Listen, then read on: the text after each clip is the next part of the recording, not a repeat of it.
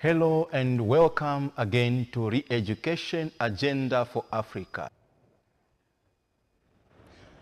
Yes, good morning and welcome to Edupreneurship, Re-Education Agenda for Africa. You have done well to join us this morning on this program, dubbed Re-Education Agenda for Africa. I wish to quickly welcome you, even as we take cognizance of our professor who is going to guide and facilitate on this very important topic today. Professor, welcome. Good morning, sir. Thank you.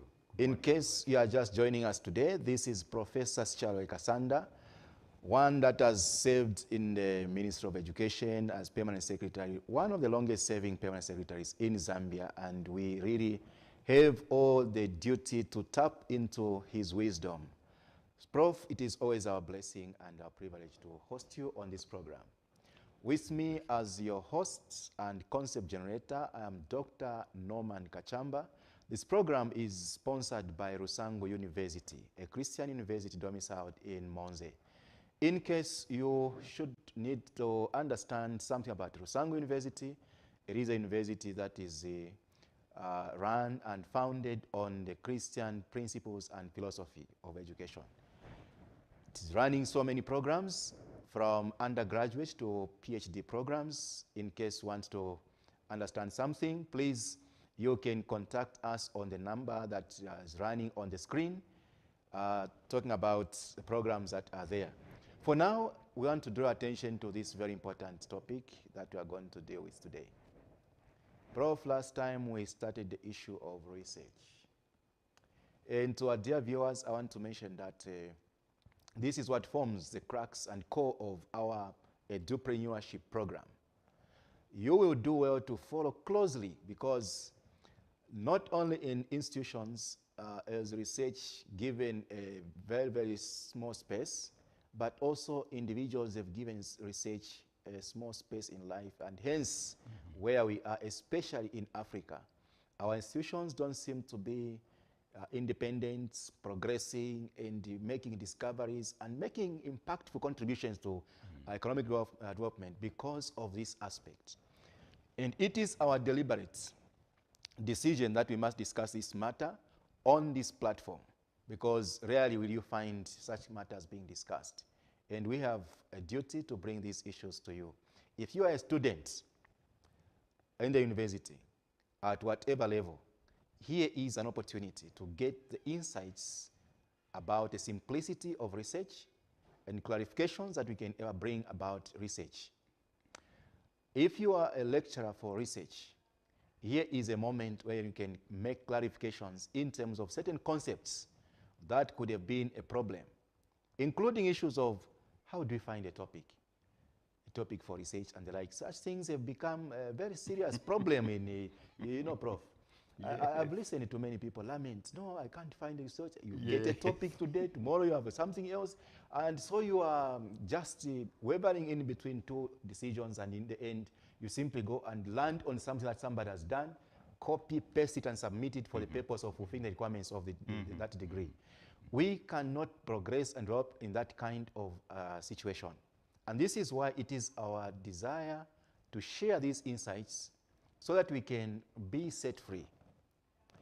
To begin with, we are going to, probably before I proceed, Prof, just one comment based on what we said last time on research.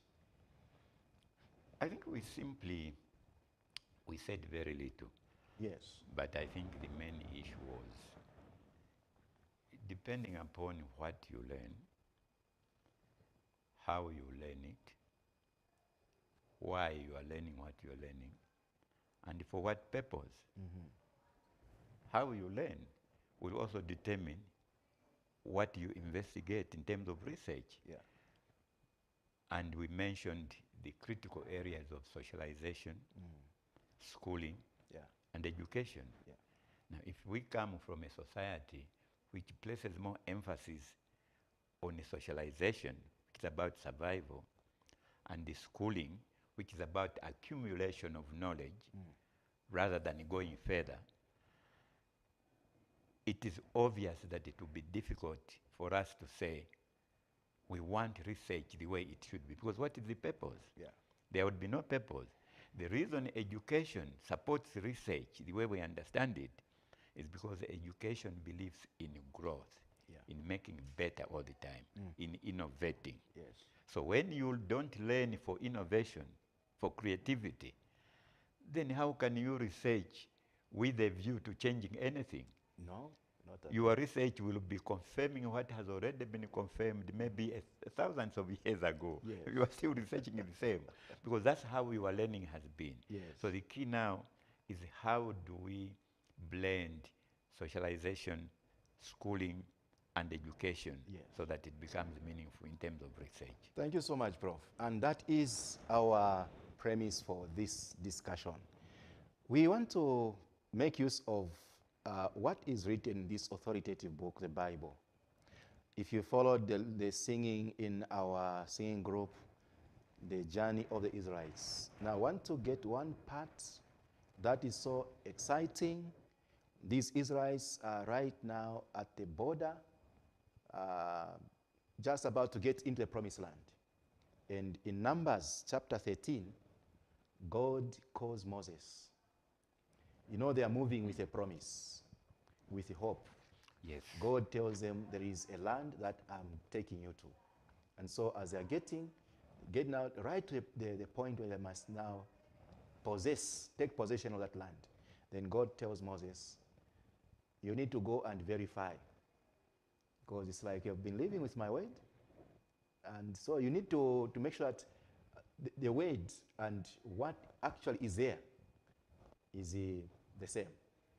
There is the word and the reality. There is a promise and the reality. The gap there must be fulfilled by sending 12 people to go and view the land. So God tells Moses, can you choose 12 people from all the tribes, each person, or each tribe to give you one person. Right. Then these people must be sent across. That is Numbers chapter 13, verse 2, and it goes up to verse 20. It's quite rich, Prof, and I find this text quite interesting. And so they are sent. Now, they are not just sent, they are given specific instructions. Firstly, as God is speaking to Moses, he tells him, you have been moving, and now we are getting to close to the fulfillment of the promise. But there is still a gap between the reality of the land that I have promised and the promise. So this gap must be fulfilled by you going out there to search. And listen to what the Bible says. It says, then God, let's begin from verse 2. Using the Amplified Version of the Bible, verse 2 says, send men to explore and scout out for yourselves the land of Canaan, which I give to the Israelites. From each tribe of their fathers you shall send a man, everyone a leader or head among them, to go and explore and scout out the land of Canaan. And getting down there, the names of those that are sent to go and explore, scout out for themselves the land of Canaan are listed. One person is singled out from each tribe, and 12 of them are sent. Now, the summary is given on verse 16 of the names that are sent. Then Moses deliberately now gives them instructions. Moses sent them to scout out the land of Canaan and said to them, get up this way by the south and go up into the hill country and see what the land is, whether the people who dwell there are strong or weak. SWOT analysis. Few or many. And whether the land they live in is good or bad, or whether the cities they dwell in are camps or strongholds. And what the land is, whether it is fat or lean, whether there is a timber or neat or not, and be of good courage, and bring some of the fruit of the land. That is Moses now speaking to these 12 research agents. Now the time was the time of the first ripe grapes. And so they went up and scouted through the land from the wilderness of Zin to Rehob to the entrance of Hamath. And they went up into the south, and they came to Hebron, and Himam, Sheshai, and Tamai, the three tribes of the sons of Anak. Hebron was built 7 years before Zoan in Egypt. And so that is the case. That is the case that we are given, Prof, in the place that they went to. Now, as we look at this particular situation, as we get down there, probably in the next session, we should be discussing the results of this exploration and just what kind of thing it brought out. But what is so of interest for our discussion as we deal with fundamentals of research context, is the fact that God does not want to lead people who go with doubts. He wants to lead people that have an understanding. And understanding comes after you have researched and verified. And this is why the 12 spies are sent, so that they can consolidate and validate, if anything, strengthen their faith that indeed something is out there. This is what touches me so much about this. And these men did not just go out there. They are given specific instructions. They are indicators that should be there to measure exactly what should be measured, and then also to see what potential is there and the like. Probably not to say once these things are verified, then they can discard or do away with the land, but for them, for the planning purposes. Right. And so this is what comes out. They go there. Before they can begin the work, they must first have an understanding. Research. Dear viewers, as we invite you now into the arena of explosions and explosives on research, I would urge you, follow us closely, and as we see research through the lens of this text from the Bible, it is very, very important to realize that research does not just emerge from the blues. It is part of our nature, and it really explains quite a lot. Now, Prof, let's get down to our discussion. Maybe just trying to comment from this text in general. What general picture or lesson can you send out there from this text where God tells Moses, send 12 spies to go and check out there and the like? What's your comment on that? Linking it to the profiles that we give it to research in Africa, especially in Zambia in particular. Yes. I would like to think that text is very relevant to our presentation this morning or afternoon. Because can you imagine, Doc, if I tell a student to go and study? Studying is the level of knowing, getting to knowledge. I think we are commanded, even within ourselves. You don't want your children or your relatives to be moving around trying to do so many things, not realizing that other people have already done them. Yeah. So we encourage study. We know that's knowledge level. And in any case, knowledge is the beginning of wisdom. Yes. So when we tell you to study, we are saying, look at what others have done. No, that's what we call in this program, learning for knowing. Yes.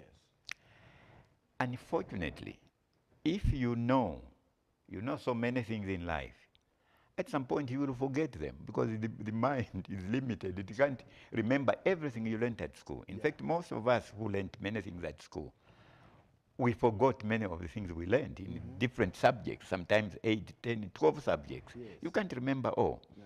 So we should know that knowledge is just giving you the base for doing bigger things.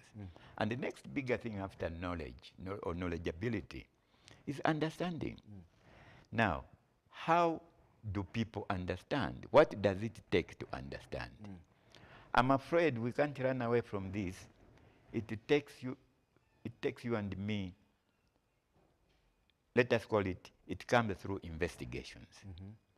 Yes, there are concepts you read about in your study, ideas, things you read about, and so on.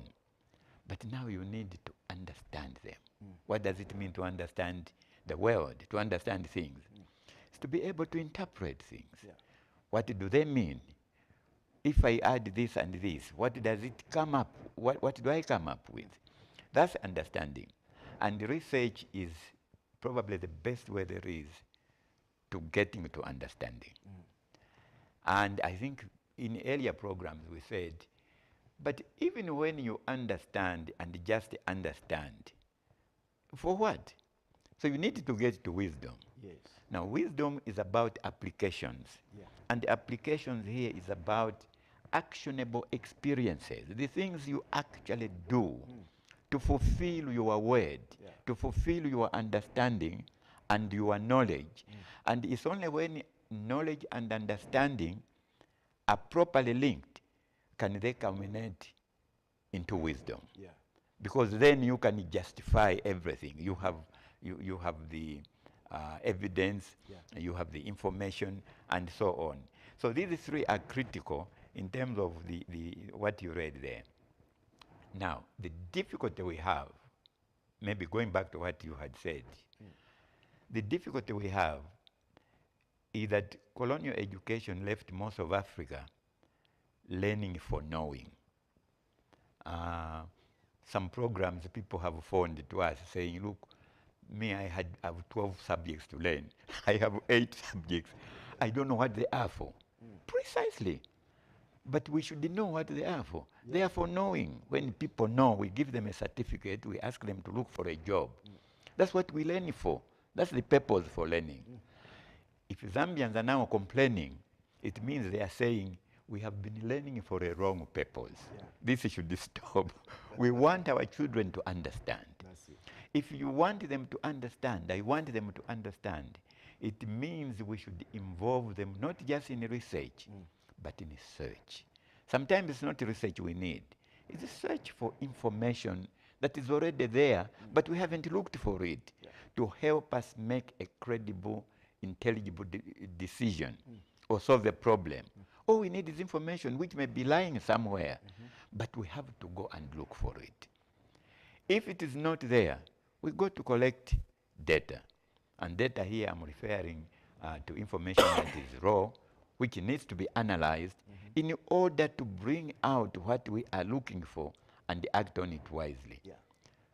So, Prof, if we can draw more lessons like you have pointed out from this passage of Scripture, in a classroom situation, when students are in class, and as life should also be a lesson, as we are in life, it's important that we take also some step forward to see what we are doing now and how it is related to what is there in future.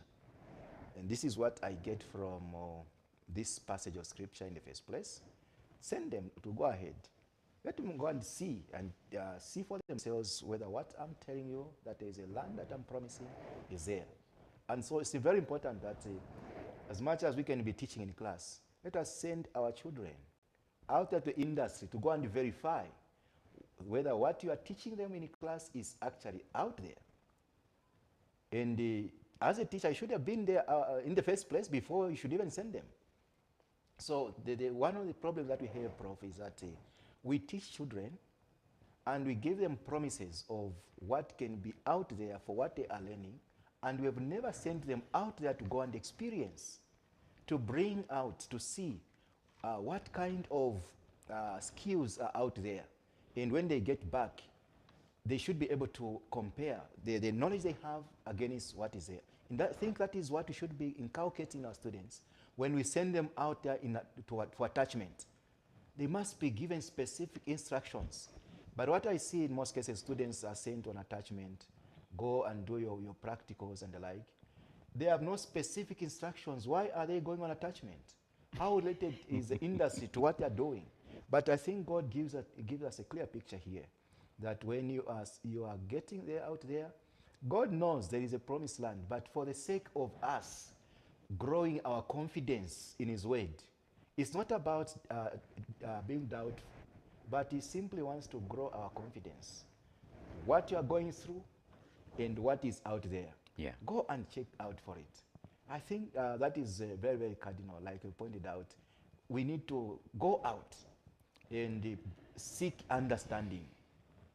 Yes, we need to. But under the present circumstances, unfortunately, we don't need to. The reason we don't need to is very simple. Yeah. If you take the first two reasons for learning, under socialization, you learn for survival. You learn the ways of the village, the way people live, the way people do things. It's sort of you memorize and learn the truth as it is already known. And that knowledge sits with the elderly. They have the knowledge. So all you do is ask for it and it will be given. Yeah. If that's the reason you learn for, what would be the use of going to investigate? Investigate what? Because you will find the same answer which is in the culture, in the tradition, in years and years of doing it in the same way. Now, when you come to schooling, which is what we were brought up to be, when you come to schooling where knowledge accumulation is the key, it means learning is based on lessons. The lesson learning pathway. Let's call it the learning lesson pathway. When you learn a lesson in life, it is normally like someone who has made a big mistake. So you go on learning a lesson on how to correct the mistake. So schooling might be above socialization, but it is also confusing in the African context. Because the schooling means you are learning lessons. But you don't learn a lesson unless it is for correcting the wrong that happened yesterday in order to avoid it. Now, because we don't do that, we get schooled, we get knowledgeable for a purpose of having a certificate or find a job. In this context, why should I go to the industry to investigate what? Inengatma Max Yanga yaoneka bwino. Someone will employ me. That's all. That's enough. So research doesn't seem to fit in schooling also. Yeah. But the moment you get to education, what do you find? You find that learning there has a different pathway. It would, let us say, it goes through the growth, let's call it the growth learning pathway. Where in education, someone always says, I can do better tomorrow than I'm doing today. I'm wondering why I'm still doing things the way I did them yesterday, today. I should have been doing better. So there's a critical approach to what you learn and know, and the purpose for which you learn it. You mentioned something which I jotted down here, Yes. and I think you talked about future. Only education is interested in future. Schooling is not, because the future is supposed to be a taboo. You don't know about the future. Wait until the future comes. But education says you must be able to focus. You must be able to predict. Yeah. You must be able to have foresight. Yeah. What does that mean? It means you use the knowledge you have to examine the past, the present, as well as the future. Yeah. But that requires research. Sure. That's why we were saying it all depends on what for you learn. If you learn for changing and transforming your society, you will find research invaluable. That is the crux and the core of edupreneurship. We will be taking a break, Prof. As we come back after break, we want now to look at the research in context, fundamentals of research, as we premise our discussion on this text that we have read. What should research really be for? I see issues of vision, mission, objectives coming out here as we get into the next phase. Okay. So that part, Prof, we should be itching to get more insights from there. Our dear viewers, we just take a break. Please do join us. Don't break away. We still are now getting the very crux of our study in fundamentals of research. Thank you.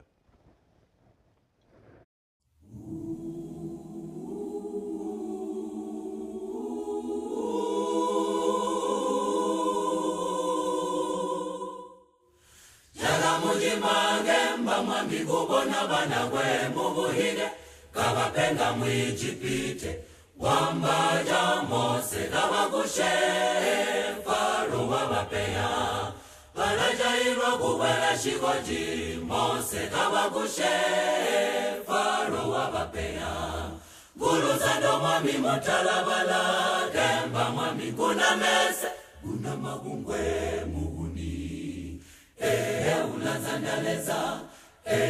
ulazandaleza aze ulaguzanda ulatuzanda tonse wale managemba mwami watuma impeyo shandene kashihinga kumwami Faro ajaba sutubalege gembo latumana balatubonya malweza baba bagwe sutubalege gembo latumana wabuya Faro umebanige tulayoba majembele bamenesu bana besu lubono lwesu wahumina Faro nijijisa gumozo bagenda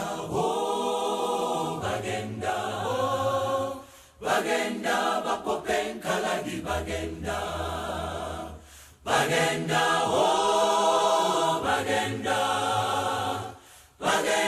gabaya wimba bagenda bashige ajiza bugilo jamulonga azuma magani umbelendwenge mumbali mapili bajebuge mwinu magutumbaga huko inkalagisha Faro sheshoshe izalubilo tashiria tanshi kagulilu mbijibobo buzuba wezwa yangaminawa ubalila mbanji ogogowowo Mose watu yaya ulambaleza Mose uwe tandabiga gasagwa mehi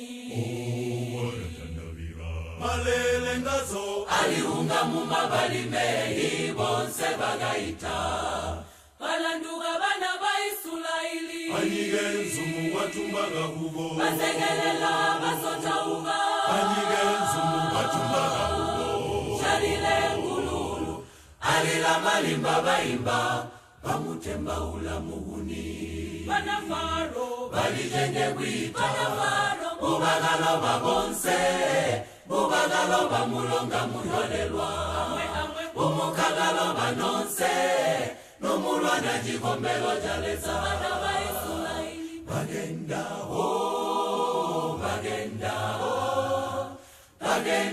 gabaya wimba bagenda ulimwi mukanda azuma magani obalila langa Mose watupeya uswe tukala wila mukanda mono tulashiga lili mukenani walampa muhinzo twalema malwa himbwe inyo twabona inzala atuyoge Mose uwe twaimba matulia mazani mabishaza miso ya eji kashilisha kusowa mwijipite wendo lwa bana baisulaili kalulilwa mapehi wendo lwa bana baisulaili kalulilwa mapehi ngulu zando mwami wabapai gumbigu basololela wabapa mulilo wabapa mana apomoga mwiwe bonse banwa bazumana na wenda Anjila munyiga ya jishomyo wita musana shamuhuni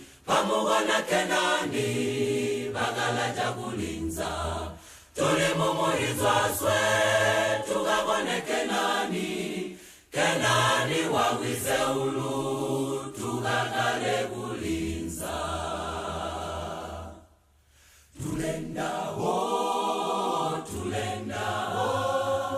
tulenda nula pamuhinzo tulenda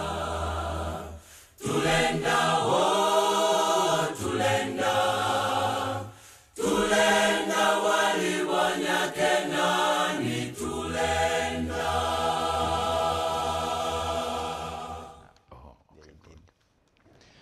Welcome back, our dear viewers. And as we earlier mentioned, we are now dealing with the core and crux of this program. In case we didn't mention to you, these programs, one of the primary objective of coming up with this program is to disseminate research findings, which are just documented and held in journals. But we do believe that greater battles are being fought in journals, and yet we seem to be silent about it. So we don't want to keep the journals, fights going on in the journals, and we must be oblivious about that. We want to come out clearly that research is very important, and the findings of research must be disseminated. And this is the essence and the soul of this program. Prof, welcome back. Thank you, sir. Without getting too much into other details, we want now to go to the soul and life of research. If we are to point out the very important things about research and things that would be at stake, which we have suffered as a result of having no research, what are those things, Prof, that would point out? Maybe we would really start from... I just want to emphasize again, what has our silence about research costed us? Well, research for what? That means we have some, maybe not a crisis, but we have a situation where we are wondering, research for what? Because we see so many foreign-sponsored research or commissioned research coming in. And wherever people are doing research and you hear there's a foreign sponsor, we all know there is a purpose. Oh, research is useful. But the question is, which decisions do we take that we know must be based on researched information? It's all purpose. What is the purpose of research? Because if research was good for its own sake, Zambians would be right to say, well, it's useless. But research is not useless because it has a purpose. Let's start from your readings earlier. Vision. What is a vision?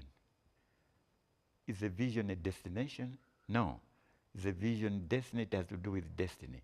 What is our destiny? But you need learning that has explained all these to you as a young person in order to appreciate. For example, you imagine the Israelites were traveling to go to somewhere, but no one had mentally shared with them the notion of the promised land.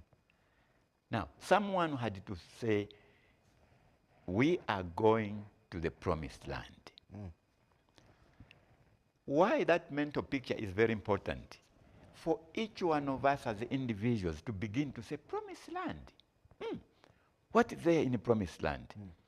Some are saying, no, there will be there will be meat, there will be milk, there will be fantastic fruits there, and all these things.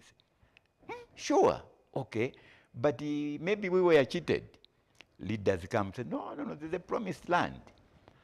And this mental picture is important in research in terms of sharing, because unfortunately, vision is not for an individual. Vision is about collectivity. Vision is about sharing a common goal, a common destiny, a common self-improvement for all. It's not about me, I'm a footballer, I will earn a lot of money. No, those are not visions as such. Those are individual projects which can change our lives as individuals. But even as we change those lives, our populations, majority, can remain poor forever because we are not linked to them. A vision links everybody together and creates tolerance. For example, if we share a common vision, all of us in Zambia, for example, Africa, Doc, do you know what would happen? That shared vision means I will tolerate what you are doing because I will check the context and I find you are doing it for the good of all of us. If you make an improvement, if you succeed, I can see that I will also succeed, but in my own way. So we can differ in professions, in what we know. It doesn't matter. A vision means we are all driving together. We shall collaborate rather than we shall divide we shall be divided and ruled. So you need a vision, because a vision is the one which puts us on a mission to get to the promised land. Yeah. Now, when you get to the promised land, there are details which I believe will come in the coming presentations. Yes. Because a vision allows you to design something mentally. You begin to see a picture of what it will be tomorrow. That's why tomorrow again comes back. It's important. Yeah. Not just today and yesterday. What will it look like tomorrow? It will be looking like this. And you share that picture you have with another person. So you are going into the future to decide a future for yourselves. So when you design, the next stage is you have to create something. Out of the design, you must create. But after you create, you must produce what you create. Because people are saying, oh, what is this created? Now they wanted to see how much of it will you produce. Because that's why we said vision is not for an individual, it's for collectivity. When you produce, the next thing is you will have to deliver. You will have to supply. In order, why do you do that? Because that is where development comes from. That's where changing society and transforming society comes from. It's not from a static nature of knowing so many things. You know, but you don't execute. A vision helps you execute the products and services and works that society will enjoy tomorrow. And the reason that happens is because you are not working alone. You all share a common vision, a common direction, a common pathway where you are going. So each one of you, the little thing you are doing, is doing it to the glory of all. And I think lastly, one of the mistakes Africa made is that we took destination to be a vision and a destiny. For example, you might have heard in Africa that we all say, we got independence. No, we in fact say we fought for independence. I know Muzungu says, I gave them independence, because they say, look, which fighting did we do? Did you see British soldiers here and they were beaten off by Zambian soldiers? We never went to that. It was just riots, and we said, no, let's give them independence.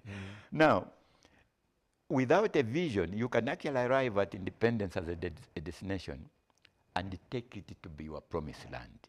And that can be a problem that can pursue you for a long time to come. Because you can continue saying, we got independence, because you feel you arrived. No, that was just a pathway. Independence should then have led us to, what then do we give as the fruit of independence to the people? And we are talking of, again, the promised land, notion of promised land. Yeah. Let's get to that promised land. And hence the details of how research later on will be required to actualize the promised land. Prof, thank you so much. From what you've explained, it comes to a point where if I'm getting it clearly, that something is amiss where there is no research. A lot, actually. A lot is really missing out. Yeah. So in other ways, a nation without research suffers a lot. What alternative is there other than suffering? And so would it be helpful if we said, if we took action after research, we are bound to succeed? Research by its nature is linking what we now have come to know as Zambians, and we are lucky we belong to the global community. Yes. We have known the world now. And we have to remember that knowledge is the beginning of wisdom. We shouldn't ignore knowledge. We shouldn't ignore study. We shouldn't ignore literature review. We shouldn't ignore sharing knowledge. We need that. Because through it, we take it to level 2 of discussions, of debate, of interactions, of saying, now, what does this then mean? How can we do it the better way? Now, that level requires that we search and research. Why search? Look for information which is already there. It's interesting how Africa sometimes is amazing. You get into a discussion where people are looking for what to do. But the world has been doing all these things.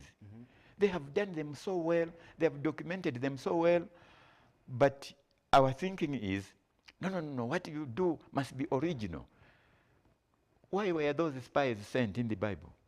When other human beings have done important things and you are still researching, spending your money, what kind of person are you? Because the first humans, when they do things, they are doing them for the future. When the Egyptians and Africans were doing those lesser pyramids in Sudan and Egypt, the next world learnt from them. That's how we moved now to Babylon, all those buildings, later to the Greeks, and later to the Romans. Human beings pass one culture to the next. The next people improve upon it. But they don't go on researching on the things which people have already researched. They go on improving. That means, in that case, you need search. Where there is already information, look for it, use it, and you'll go to the next step. Where people haven't yet researched, continue to research so that what you bring out is original. You also can count yourself among those who originate things. Yes. That is commendable. Thank you so much. So, in the world of success, we can easily link action to research. Because without research, the action that we take is likely to land us into failure. It could be ad hoc. Ad hoc, yes. It could be anecdotal, meaning, well, we have done it, but where is it taking who? This is really the problem. The beauty with the research, you can follow the trends, what has been happening. There was a world of yesterday that caused us to be here. So we are supposed to say, where we are today, we are a product of what happened yesterday. What could we have done yesterday to make today better? Just as we are supposed to say, what should we do today to make tomorrow better? But the difficulty with the socialization and the schooling, it enjoys working with what happened and what's happening, and it stops here. And it hides the future as if future is mysterious, as if we shouldn't forecast it, as if we shouldn't say, if I'm doing this today, I will not end up anywhere else other than here. We should be free to do that, and we should actually make sure that our work, our learning, our research, our understanding, and our wise actions are going in the direction of the future. Let us not even continue saying, no, the youth. The youth as pronounced may mean nothing if we are not taking into account the youth as linking with their past, with their present, so that they have a springboard to the future. Yes. Otherwise, they will be in the future without knowing anything in the past. They will be more vulnerable. They will be dancing to any tune which plays nice. And say, well, this is now what is modern. This is now what is trendy. But all that is really, I don't know how biblically we would call it. There's a term we use biblically where you deal with the falsehood that looks true and real. and people Deception. Deception. Yes. Yes. Yeah. So if, Prof, we can get something as the context and the foundation for research, something so fundamental as we deal with research for the sake of those that are doing research at whatever level and for whatever purpose, for academic, for maybe the purpose of industry practice, probably or the purpose also of marketing their products and the like. Research is taking place in different aspects of life. And it is actually the life. Research rejuvenates products. Research can give products longer shelf life. Research can keep our products on the market. If we don't do research, we find ourselves to a point where we stagnate and we cannot in any way grow. I think those are the points that you brought out, Prof. So as we get down again, we just want to make sure that it sinks in our minds. Research confirms. So as we learn, we need to take an action to go and confirm what we have learned in class and how it relates to reality out there. Research helps us to also to conceive visions as we look at the past, how did they get to where they got? It can also help us to craft our vision for tomorrow. Research, if I have gotten, Prof, what you brought out, we are saying proper action must be built on proper research. And so the need for us to do accurate, systematic, and objective research. Yes, but there is one difficulty which we have to, I think, see what we should do. Yes. You know, human beings, we are very complex. If you ask me to do something as important as research, but I haven't come to believe in it, to feel it is real, to feel that research is doing something for me, and I can't do without it. But there must be will. The willpower in a human being is critical. Yes. Where there is a will, there is a way. Our young people must begin to realize that to demonstrate their intelligibility, their intelligence, to say, I am learned.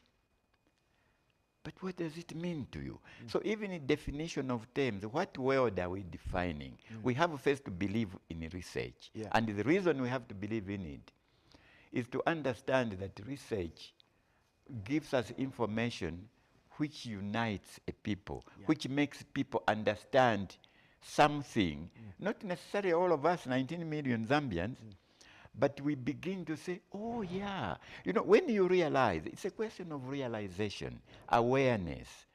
When I begin to say, hey, but, you know, I've been thinking about this, but I didn't know it comes out like this.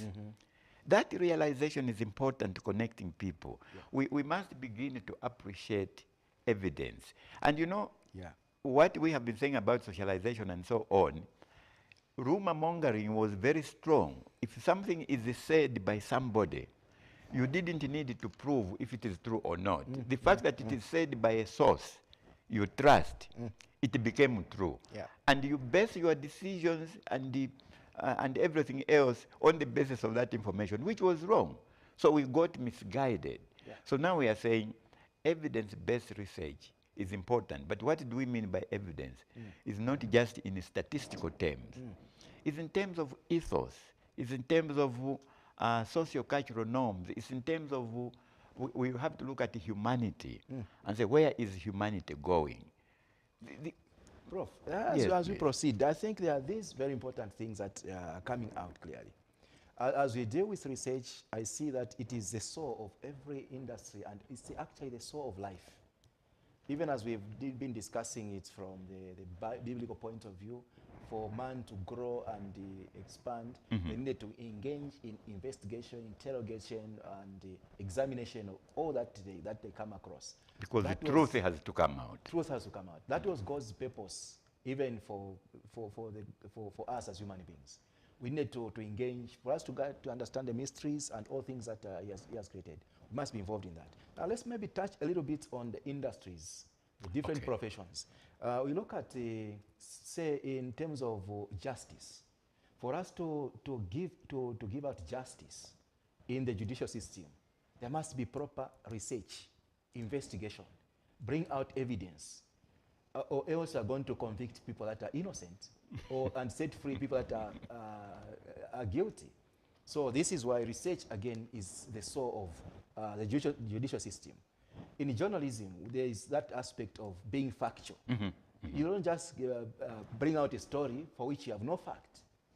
So research, again, plays a very important role. And in terms of people reporting the actual things of what they've done, accountability and responsibility, you can't detach those things from research. So in fact, again, as we talk about who is supposed to be promoted and the like, we talk about appraisal systems. It also takes us down to issues, the skills of research. So from what you have so far said, Prof, it comes out clear that research is the life, and actually it's a foundation for growth and development, and hence a need for it to be an integral aspect of edupreneurship, of schooling, even at home. You know, even from families, we can promote children telling lies. If as parents we can just get, this one tells me this, and that is enough for me to base my action. After it has come from my child that I love so much, then it must be gospel truth. We must also be looking out for evidence. And Yes. what courage is there in this person telling me this in the absence of the other? You know, you have mentioned rumor mongering. I also add gossiping and lying. We can cut off issues of lying, gossiping, rumor mongering, and the like if we promote research thinking. Because research does not accept anything without any evidence and the proof. Because we want to confirm, want to establish truth. That's what research is all about. I've liked those points that you Fine. brought out, Prof. Fine, I agree with you. As long as we do something that we haven't probably done much of before. Yes. And that is, do we believe in continuous self-improvement? The only person who can love research is the one who says, my condition as it is now, I am surviving, yes. I am subsisting. I am alive. You remember the Chukuluwacha? Tilipo naise. You know, and if we can begin to believe that for human beings, they need a life which is made easier, faster, better tomorrow than today in some ways, while we know how to protect what changes may be harmful to us. That is true. Yeah. But if we don't believe in self-improvement, we are okay as we are. Chances are that we shall find research futile. In fact, I was thinking, if we define ourselves by our failures, research becomes irrelevant. Put a finger there, Prof. if I know that when you say put a finger. It's emphasis. Yes. If we define ourselves by our failures, research becomes irrelevant. It means you will always be a person who stands in the present and worried about the past. Oh yeah, we failed here. No, we failed here. Your hope is that we shall one day do better. But what makes people do better is a belief in themselves in terms of we can make an improvement. So instead of spending time on coming up with new systems, new institutions, new mindsets, new belief sets, new ways of doing things, making life easier for ourselves, and making sure the future will be better for, again, in a visionary sense, for every Zambian. It has to be for every Zambian, because that's the promised land, must be for everybody. That's it. What will differ now are what we are, each one of us are doing in order to get to the promised land. So really, as you say, we should never think someone's failure will promote me. It will also make me fail. That's it. And whether you like it or not. Because the natural law, God's law is very clear. Two wrongs don't make a right. No, not at all. And that's why research is always improving. Always is about improving. Shall we be better by doing this? So when you said our students in universities, and I always find this rather amusing, choosing a topic. That's an issue. That's an issue. It's Prof. a battle. Which topic can I use? Meaning, our research is geared towards methodological correctness. Yeah, well, does this sound good, sir? Yeah, yes. Madam, do you think this research is good? How is the phraseology? It's about language. So when you come to issues of language, literature, and communication, you get surprised to how we ignore research, the essence of research. Before you go very far, Prof, I just want to add a little something to what you... If we define ourselves by our failure, then research becomes relevant. It's as true as somebody who says, where ignorance is bliss, it is folly to be wise. Oh, well, because, yeah, where do you go with that wisdom? And so in this first session, Prof, we have really labored on those issues. Terminologies that could be there, yes, are very important, but key is to believe the role of research. Our viewers in this segment, we cannot go any further or beyond this point, but what we are saying is that research is the soul and the life of growth and progress. Progress is not possible, and development is not possible where there is no research. Objectivity can never thrive where there is no research. And so now is on looking at it from the other side, we're saying rumor mongering, lies, and all kind of falsehood thrive in the absence of research. And this is why Christ says, for you to be free from such kind of things, you shall know the truth, and the truth shall set you free. You know, these spies were sent with specific instructions. Let's get into life. Let's get into the industry with a vision and moving with a promise. That gives us a lot of insights and encouragement. Prof, what has come out of this first segment of our study on fundamentals of research is quite crucial. Your last word as we wind up. Many Zambians, for instance, might be asking, still, even after what has been said here, I'm not clear what research is for. Here is what I would think research is for. There is life as it is. The life you want to lead tomorrow is the life that comes through innovation. Research and innovation are like that. Inseparable. Inseparable. Because the difficulty, I understand, is because we live a life we find today. In our case, the one who is innovating, who is bringing a new cell phone, a new tie, a new book, a new computer is not you and me. So that's why we don't see innovation as important. Because someone innovates on our behalf and just say, oh, wow, Mati, yeah, I don't know if I have money to buy this. But imagine that every human being historically, there's not a single race, even when you speak in racial terms, which never innovated anything other than being innovated for by other people. So if we agree that we can't innovate if we then there's nowhere we can go. There's nowhere we can go. Sorry for the viewers who cannot understand these words. But part of research is for you to ask those who are there to say, what does this one said these words, what do they mean? Research is all over, as you said, this life. And expands our spheres of socialization. Exactly. It really grows our influence and our socialization. Yeah. Thank you so much, Prof. And it can't be better said than it has been put. And simplicity is a mother of success, as we read in various other books. So research is not about mysteries, it's about demystification and creating something that is simple out of what could be complex. We thank you for this phase. We will be meeting you again the same time on the next level, and that is research designs to deal with philosophies of research. We invite you to take part and follow us as you've done today. God bless you. Thank you, Prof. Thank you, sir. Thank you, viewers. Thank you.